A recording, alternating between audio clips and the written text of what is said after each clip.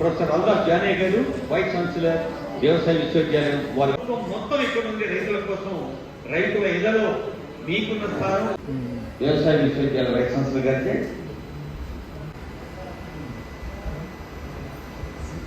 గారు శ్రీ రేవంత్ రెడ్డి గారు, ఉప ముఖ్యమంత్రి శ్రీ ప్రధాన కార్యదర్శి శ్రీ రామకృష్ణ గారు, వ్యవసాయదారులు, మా తోటి విద్యార్థులు,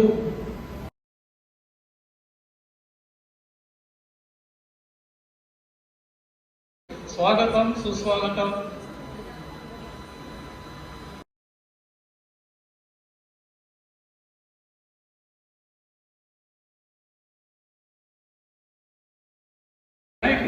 డాక్టర్ మర్రి చెన్నారెడ్డి ఆనాటి హైదరాబాద్ రాష్ట్ర తొలి వ్యవసాయ మంత్రి గారు ఈ వ్యవసాయ విశ్వవిద్యాలయం తయారు చేసిన దాదాపు రాజకీయం కాకుండా వితౌట్ హెసిటేషన్ నేను స్పష్టంగా చెప్పదలుచుకున్నాను. ముఖ్యమంత్రి గారికి స్వాగతం పలుకుతూ ఇటీవల రైతు ముంగిట్లో శాస్త్రవేత్త కూడా 40,000 మంది అభ్యుదయ రైతులకు మన రాష్ట్ర వ్యవసాయ శాఖ మాటల చేతుల మీద పంపిణీ చేయడం జరిగింది. ఇంకా చాలా హాస్టల్స్ సీరియస్ ప్రాబ్లం ఉంది సార్. కొద్దిగా మీరు ఈ దృష్టిలో పెట్టుకొని స్పెషల్ గ్రాంట్ వచ్చిన ప్రియతమ రేవంత్ రెడ్డి గారికి, మా ముఖ్యమంత్రి గారికి, మన ముఖ్యమంత్రి గారికి రైతాంగం అంతా మరి రైతు నాయకుడిగా రైతు నేస్తం ఆవిష్కరణలో మరి ఈ కార్యక్రమాన్ని భావిస్తారు, ఆశిస్తారని తెలియజేస్తుంది వేదిక. ప్రభుత్వ ప్రధాన కార్యదర్శి గారు, అగ్రికల్చర్ యూనివర్సిటీ వైస్ ఛాన్సలర్ కళాస్థాన్, అదేవిధంగా ప్లానింగ్ ఎవరు అధికార పీఠంలో కూర్చోలేరు అని చెప్పి ఈ వేదిక మీద నేను ఖచ్చితంగా చెప్పదలుచుకున్నా. ఈ నాటని పెట్టండి. వార్డు మెంబర్ కావాలన్నా, సర్పంచ్ కావాలన్నా, ఎంపీటీసీ కావాలన్నా, జడ్పీటీసీ కావాలన్నా, జిల్లా పరిషత్తులు గెలవాలన్నా, శాసనసభలో ప్రాతినిధ్యం వహించాలన్నా, పార్లమెంటుకు వెళ్ళాలన్నా, ఏ రాష్ట్రానికి ముఖ్యమంత్రి కావాలన్నా రైతులు అండగా నిలబడాలి. ఆ రైతుల ఆశీర్వాదం ఉన్నప్పుడే మన కుర్చీ పదిలంగా ఉంటుంది అని బలంగా విశ్వసించే మీ సోదరుడు ఈరోజు ఈ వేదిక మీద నుంచి రైతులకు ఉద్దేశించి మాట్లాడుతున్నాడు. మిత్రులారా, ఈనాడు చాలా మంది చాలా విషయాలు మాట్లాడుతున్నారు. చాలా విషయాలు మాట్లాడే వాళ్లకు అవకాశాలు రాని వాళ్ళు కాదు. ఆనాడు ఉమ్మడి రాష్ట్రంలో డాక్టర్ వైఎస్ రాజశేఖర రెడ్డి గారి మంత్రివర్గంలో మంత్రులుగా పనిచేసిండు. ఆ తర్వాత తెలంగాణ రాష్ట్రంలో 10 సంవత్సరాలు ప్రభుత్వాన్ని నడిపిన వాళ్ళే ఇవాళ 18 నెలలు తిరగక ముందే ఈ ప్రభుత్వాన్ని నిందిస్తూ దూషిస్తూ వీధి నాటకాలతో బయలుదేరింది. ఇవాళ తెలంగాణ రాష్ట్ర రైతాంగాన్ని నేను ఈ వేదిక మీద నుంచి విజ్ఞప్తి చేస్తున్నాను. తెలంగాణలో ప్రజాప్రభుత్వం ఇందిరమ్మ రాజ్యం ఏర్పడిన తర్వాత గతంలో రైతు రుణమాఫీ గురించి మీకు తెలుసు. 2014లో 1,00,000 రూపాయల రైతు రుణమాఫీ చేస్తా అని మాట ఇచ్చి అధికారంలోకి వచ్చిన తర్వాత 4 విడతలుగా నేను ఇస్తాను, ఇప్పుడు నా దగ్గర నిధులు లేవని ఆనాడు మాట్లాడి 4 విడతలుగా అసలు కంటే మిత్తి తడిసి మోపడై నెత్తి మీద అప్పు చేతిలో చిప్ప వచ్చే పరిస్థితి రైతులకు ఏర్పడ్డది. ఆనాడు తిరిగి 2018లో మళ్ళీ అదే వాగ్దానం ఇచ్చింది. 1,00,000 రూపాయల రైతు రుణమాఫీ చేస్తాం. మొదటిసారి తప్పు జరిగింది, రెండవసారి తప్పు జరగకుండా మేము చూసుకుంటాం, 1,00,000 రూపాయల రైతు రుణమాఫీ చేస్తామని. 5 సంవత్సరాల తర్వాత వెనక్కి తిరిగి చూస్తే 11,500 రూపాయల రైతు రుణమాఫీ చేస్తే 8,500 కోట్ల రూపాయలు మిత్తికే సరిపోయినాయి. 3,000 చిల్లర మాత్రమే ఆనాడు రైతులకు రుణమాఫీ చేసింది. 2 విడతలుగా మొత్తం లెక్క కడితే 10 సంవత్సరాలు 2 విడతలు ఆనాటి ప్రభుత్వం రైతులకు సరాసరిగా అందించింది 16,000-17,000 కోట్ల రూపాయలకు ఎక్కువ ఇవ్వలేదు.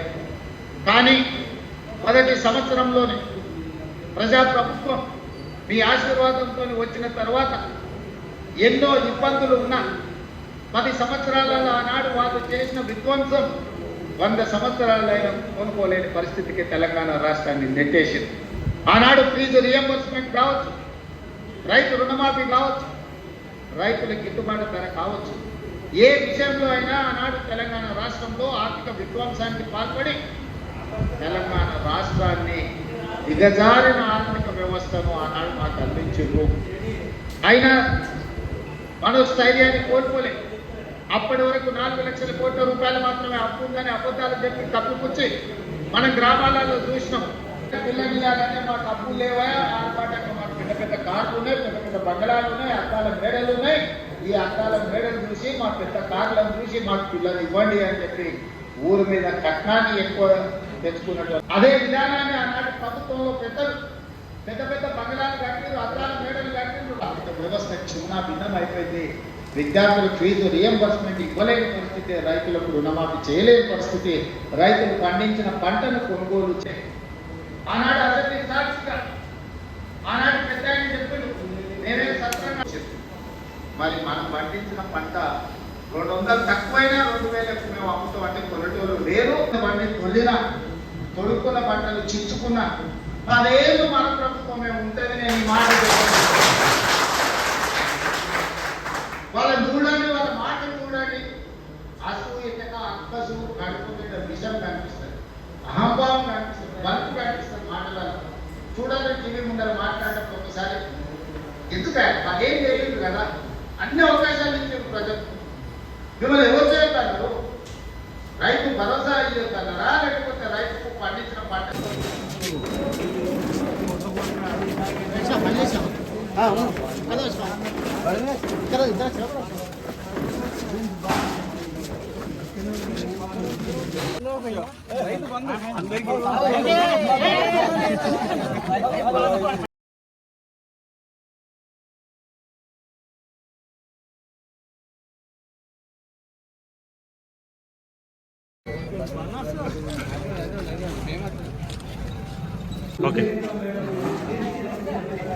ఈరోజు తెలంగాణ ప్రభుత్వం, ప్రజల ప్రభుత్వం, రేవంత్ రెడ్డి గారి ప్రభుత్వం రైతు నేస్తం వేదిక ద్వారా 9,000 కోట్ల తెలంగాణ రైతాంగానికి మరి రాబో రోజుల్లో పంటలు పండించి రైతును రాజుగా చూడాలనే ఓ మహాసంకల్పంతో కాంగ్రెస్ అంటేనే రైతు సంక్షేమమే కాంగ్రెస్ పార్టీ లక్ష్యం. మరి ప్రతిపక్షాలు ఎన్ని గగ్గోలు పెట్టినా ఎన్నో సంక్షేమ కార్యక్రమాలు ఈరోజు తెలంగాణ రైతాంగం కోసం కేవలం 1 సంవత్సరంలోనే 1,18,000 కోట్ల రూపాయల అభివృద్ధి సంక్షేమ కార్యక్రమం రైతాంగం కోసం తీసుకుందంటే ఈ రాష్ట్ర ప్రభుత్వానికి రైతాంగం మీద ఎంత చిత్తశుద్ధి ఉందో ప్రజలందరూ అర్థం చేసుకోవాలి. మరి ఈరోజు పేదవాళ్ళు సన్న బియ్యం తినాలనే ఉద్దేశంతో కూడా మరి ఆ సన్న బియ్యము పేదవాళ్ళకు అందిస్తుందంటే మరి తెలంగాణ రైతాంగం కూడా సన్న బియ్యం పండించి మరి వారికి కూడా 500 బోనస్ వస్తుంది. అంటే ప్రజలందరూ కలిసి రైతాంగం అందరూ కలిసి చేదోడు వాదోడుగా ఉంటే ప్రతి ఒక్క పేదవాడికి సంక్షేమ కార్యక్రమాలు అందుతాయి. ప్రతి ఒక్క రైతు ప్రభుత్వాన్ని దీవించాల్సిన రైతులు ప్రభుత్వ పక్షాన మీ యొక్క బాధ్యత నిర్వర్తించినప్పుడు సమాజం ప్రపంచం సస్యశ్యామలమవుతాయి. ఈ రాష్ట్ర రైతాంగం ఆ సస్యశ్యామలం అయినప్పుడు దేశ ప్రగతి కూడా ముందుకు పోతుంది. కాబట్టి అన్నం పెట్టిన రైతే ముఖ్యం. కాబట్టి రైతు సంక్షేమంగా వస్తున్న పాటుపడుతున్న తెలంగాణ రైతాంగం ఈ ప్రభుత్వాన్ని దీవించాల్సిన అవసరం ఉంది. దుబ్బాక నియోజకవర్గ ప్రజలను కూడా కోరుతా ఉన్నా, మీరు మొన్న కూడా ఎవరికో ఓటేసి వాళ్ళు ఏం అభివృద్ధి గతంలో కూడా 10 ఏళ్ళ అభివృద్ధి చేయలే, మళ్ళా వాళ్ళ మాయమాటలు నమ్మి ఓటేసిండ్రు. కాబట్టి మన దుబ్బాక నియోజకవర్గ రైతాంగానికి పేదలకు విజ్ఞప్తి చేస్తున్నా, 3.5 సంవత్సరాలు మన ప్రజాప్రభుత్వం ఉంది. కాంగ్రెస్ పార్టీ ఎంపీటీసీలను కానీ జెడ్పీటీసీలను గెలిపించినప్పుడు ఇంకా అభివృద్ధి కార్యక్రమాలు వస్తాయి. కాబట్టి మీ అభివృద్ధి మీ చేతుల్లోనే ఉంది. ఒకవేళ కాంగ్రెస్ పార్టీ చేస్తేనే ఇక్కడ నిధులు వస్తాయి. కాబట్టి 3.5 సంవత్సరాలు గతంలో ఈ ప్రాంతం అభివృద్ధి చేసింది కాంగ్రెస్ పార్టీ, మళ్ళీ చేస్తుంది. కాబట్టి రాబోయే స్థానిక సంస్థల ఎన్నికల్లో కాంగ్రెస్ పార్టీ గెలిపించండి. సంక్షేమ కార్యక్రమాలు ప్రతి గ్రామానికి కాంగ్రెస్ పార్టీ తీసుకొస్తుంది.